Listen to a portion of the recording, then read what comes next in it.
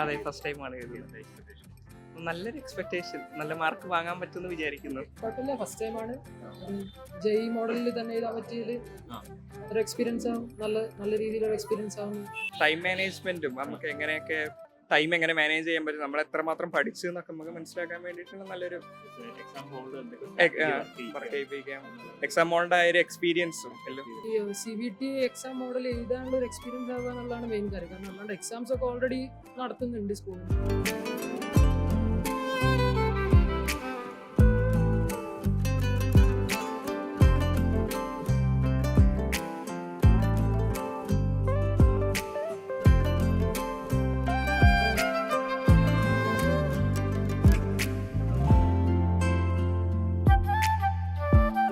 Hi, എൻ്റെ പേര് Aswathy.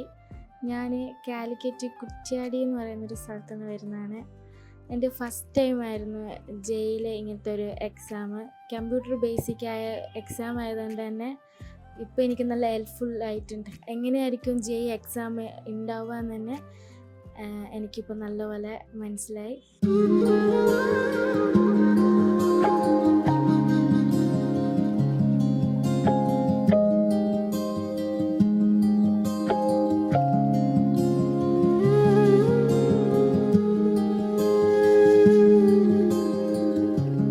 സൈലത്തിൻ്റെ GAP പറ്റി പറയുമ്പോൾ ഒരു ജെഇ മെയിൻസിൻ്റെ പ്രീവിയസ് ഇയർ ക്വസ്റ്റ്യൻസ് അതേ മോഡൽ നടത്തുന്ന ഒരു എക്സാമാണ് GAP.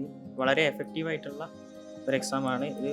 ജെഇ മെയിൻസിൻ്റെ മുന്നോടിയായിട്ട് എന്തായാലും ഒരു ജെഇ എക്സ്പീരിയൻസ് എഴുതേണ്ട ഒരു എക്സാമാണ് സൈലത്തിൻ്റെ GAP.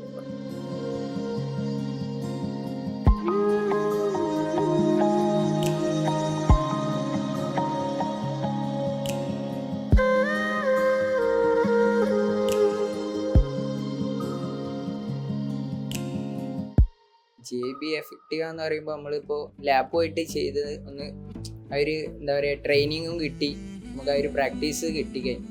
അതിൻ്റെ എങ്ങനെയാണ് മെയിൻ ചെയ്യുന്നതിൻ്റെ ഒരു ട്രയൽ കിട്ടിക്കഴിഞ്ഞു. അപ്പോൾ ആ ഒരു ഉപകാരമുണ്ട് GAPനെ കൊണ്ട്, നമുക്ക് എങ്ങനെയാ എന്നുള്ളത് മനസ്സിലായി.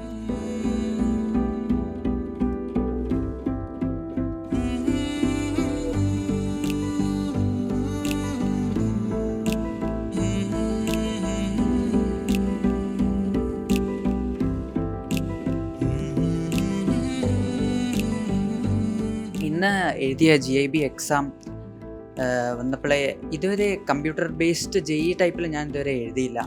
അപ്പം അതിൻ്റെ പ്രഷർ ഉണ്ടായിരുന്നു, ടൈം മാനേജ്മെൻറ്റ്, അതൊക്കെ. ഇത് നമ്മൾ പേപ്പർ എഴുതുന്ന പോലെയല്ല ഈ കമ്പ്യൂട്ടർ ബേസ്ഡ് എക്സാം എഴുതുമ്പോൾ ഉണ്ടാവുന്ന ഒരു വ്യത്യാസം. അത് എക്സ്പീരിയൻസ് ചെയ്ത് ഡയറക്റ്റ് ജെഇക്ക് പോയാൽ മിക്കവാറും മാർക്ക് ഉണ്ടാവില്ല. പക്ഷേ ഇത് എക്സ്പീരിയൻസ് ചെയ്ത് മര്യാദയ്ക്ക് എഴുതാൻ പറ്റുമെന്ന് എനിക്ക് തോന്നുന്നു. ഇതുപോലത്തെ ഇനിയും എക്സാം ഉണ്ടായാൽ എനിക്ക് കൂടുതൽ എക്സ്പീരിയൻസ് കിട്ടുകയും ചെയ്യും, മാർക്ക് കിട്ടുമെന്നാണ് എൻ്റെ വിശ്വാസം.